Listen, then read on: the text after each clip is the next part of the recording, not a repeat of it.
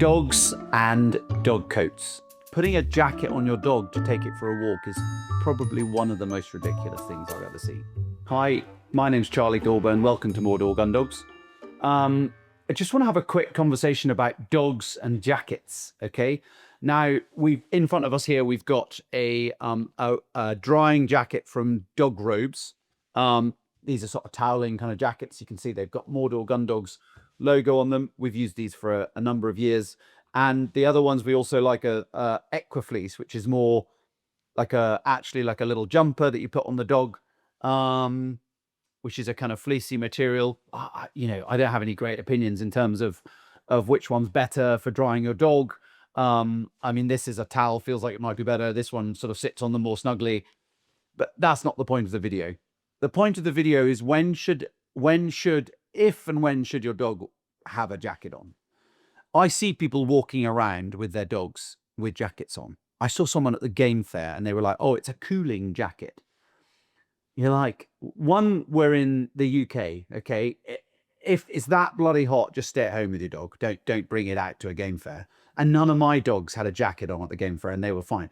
Dogs are, animals. They have a coat and they have circulating blood and they're very capable of sorting out their own, body temperature. So to have like a cooling jacket on a dog in the UK, to me seems a bit ridiculous. To have a warm jacket on a dog in the winter, when it's a dog that is clearly bred for working in the outdoor environment. So any of the breeds that we have anything to do with, and add to that sort of border collies and any other kind of working dog, putting a jacket on your dog to take it for a walk is probably one of the most ridiculous things I've ever seen. If you've got a retired greyhound who doesn't really want to go for a walk anyway, yeah, by all means, put a jacket on them, because I'm not going to profess to know anything about greyhounds, except they have very thin skin, very thin fur. And if it was bloody freezing in Scotland, maybe they do need a jacket on. But seeing people wear it with a Cocker Spaniel, a Labrador, a Golden Retriever, a Springer Spaniel, a Border Collie, any dog that has been bred in this country for hundreds of years to be outside, German Pointers, Vizslas. You see quite a lot of people with Hungarian Vizslas with jackets on. So it's quite cold in Hungary. I don't think you really need a jacket, if I'm honest. And I think what you're doing is a bit like having sort of central heating on all the time in your house. You make the dog soft, okay? And you probably screw up its coat a little bit, as in its fur, because the dog isn't being allowed to self-regulate. In the same way, I've given a few of our clients proper bollockings for cutting their dog's fur, like really shaving their spaniel's fur too short because they can't be bothered with all the burrs and the undergrowth. And it's like, but that fur is keeping your dog's safe. It's keeping its skin from getting damaged. It's keeping it cool. It's keeping it warm. It's doing all those jobs, okay? Because they're amazingly enough, they're quite well designed animals, and they shed their fur when they need to at the right time of year. They grow a thicker coat for the winter, and that's how it should be. So why have I got these? I've got these because there are occasions where you come back from a wet walk or something, and there's twofold. One, you put one of these on your dog and it's going to stop your car getting absolutely filthy. And also your dog's going to be lying there in the cold, in the wet, wet coat, etc., needing to be dried. So we always traditionally, before these things were really kind of invented, if that's the right way to put it, we would always have an old towel that we give the dog a good rub down with. We use a lot of newspaper or some of the team use sort of shredded tea bags.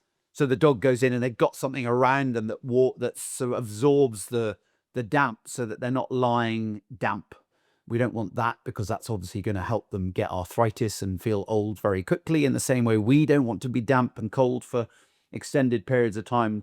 But some dogs obviously need this more than others. And you'll notice both of these jackets are relatively quite small.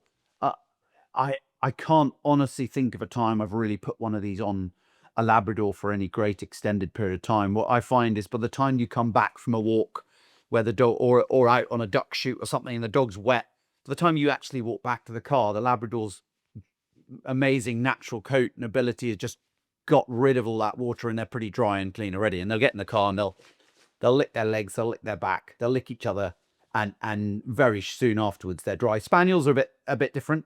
You know, spaniel gets wet and he kind of does look like a drowned rat for about an hour or two. So putting them one of these jackets will just kind of dry them up quicker, and it's just caring for your dog. You might want to come home after a day shooting if they're cold and wet and give them a bit of warm food. You know, put warm water in their dog food, that kind of thing, just to make it all a bit nicer for them, especially if they're going to be in a kennel. If they're going to be in the house, you're obviously going to bring them in, and you don't want them sort of soaking wet and muddy, so you're going to want to dry them off. And these are just a sort of handy way of doing it, because if you get your dog used to putting one of these jackets on, you pop them in the car, the jacket goes straight on, we go home. Back in the day when I was sort of first had my original dog, there was they were a bit more like this, but they were actually a bag. And you would put your dog in this bag and you'd zip it right up to their neck. And he absolutely bloody hated it. But you'd sort of force them into a sort of lie down position, and they would just lie in the back of the car with this bag up there. And you'd get home, they'd be lovely and dry and warm. And so that achieved the same thing. It's just a sort of time saving effort. But these are only put on when the dogs, you know, maybe we might put one of these on if a dog's had a bath and we're popping them in a crate to dry. We might put one of these on, especially if it was a colder day out in the kennels and the heating wasn't on or something. But we're definitely never going to recommend that anyone who has a gun dog breed has a jacket on their dog to sort of walk around with.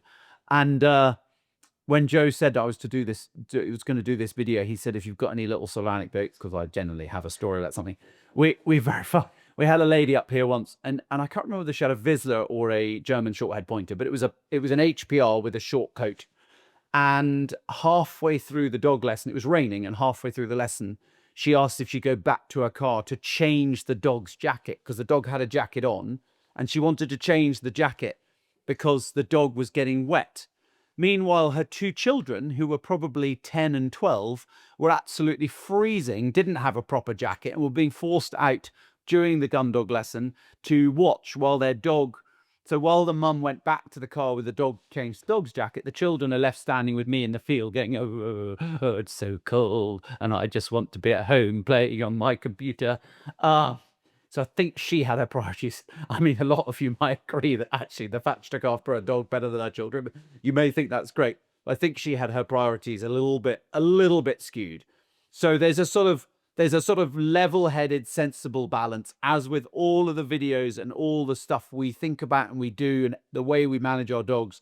There's a sort of level-headed, sensible approach. Look after your dog, care to your dog, but don't be ridiculous, because you're really not doing your dog any favors. But I can recommend, you know, getting one of these jackets for after a wet day out in the field, a wet day out for a walk.